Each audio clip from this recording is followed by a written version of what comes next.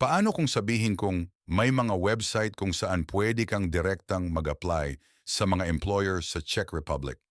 Walang fixer, walang illegal na paraan, legal na job portals na ginagamit mismo ng mga kumpanya.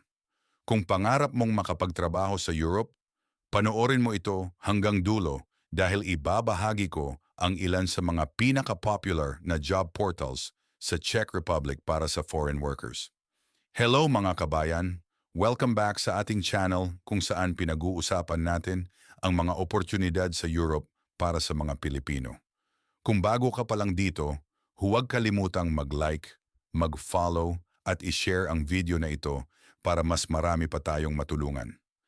Narito ang ilan sa mga job portals na maaari ninyong bisitahin. Number 1, Jobs.she. Isa ito sa pinakamalaking job portal sa Czech Republic. Maraming openings para sa factory workers, warehouse staff, logistics, engineering, IT, hospitality, at iba pang industriya. Number 2, Pras.chas. Isa rin itong kilalang website kung saan libu-libong trabaho ang nakapost araw-araw. Maaari kang mag-filter ayon sa lokasyon, trabaho, at experience. Number 3, EURES. Ito ang official job portal ng European Union. Makakakita rito ng verified job opportunities mula sa iba't ibang European countries, kabilang ang Czech Republic. Magandang option ito para sa mga naghahanap ng legal at transparent na hiring. Number 4, Expats CZ Jobs. Kung marunong kang mag-English, maraming multinational companies ang nagpo-post dito ng openings para sa foreign workers. Karaniwan itong para sa customer service, administration, IT, at iba pang office jobs.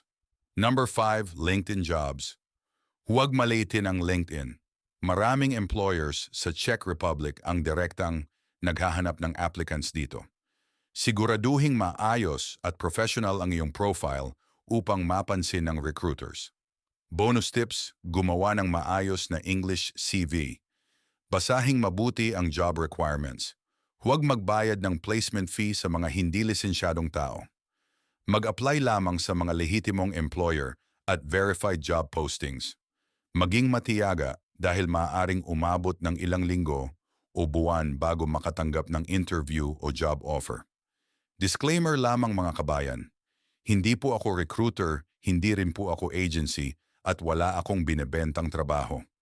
Ang layunin ng channel na ito ay magbahagi lamang ng impormasyon at mga resources na maaaring makatulong sa inyong paghahanap ng legal na trabaho sa Europe. Nasa inyo pa rin ang responsibilidad na i-verify ang bawat employer at sundin ang tamang proseso ng inyong application. Kung naging helpful ang video na ito, paki-like, follow, at i-share ito sa inyong mga kaibigan o kamag-anak na nangangarap ding makapagtrabaho sa Czech Republic o sa iba pang bansa sa Europe. Mag-comment din kung anong European country ang gusto ninyong gawan natin ng susunod na video. Maraming salamat sa panonood, ingat palagi, at sana ay magkita-kita tayo sa Europe. God bless.